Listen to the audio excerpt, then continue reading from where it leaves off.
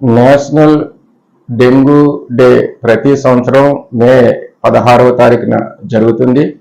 2024 సంబంధించిన theme connect with community, control dengue.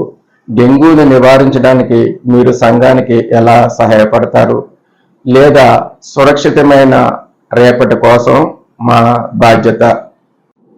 Dengue దోమ ద్వారా ఆకస్మికంగా జ్వరంతో కూడిన కీళ్ళ నొప్పులు, కండరాల నొప్పులు, కంటి లోపల భాగంలో నొప్పులు ఉంటే డెంగీ కావచ్చు. ఇది ఆడ ఇడిస్ దోమ ద్వారా వ్యాపిస్తుంది. ఇడిస్ దోమ పైన తెల్లని చారలు ఉంటాయి. దీన్ని టైగర్ మస్కిటో అని కూడా అంటారు. ఈ దోమలు ఇంటి లోపల ఆవరణలోనూ ఉంటాయి. పగటిపూట ఎక్కువగా కుడతాయి.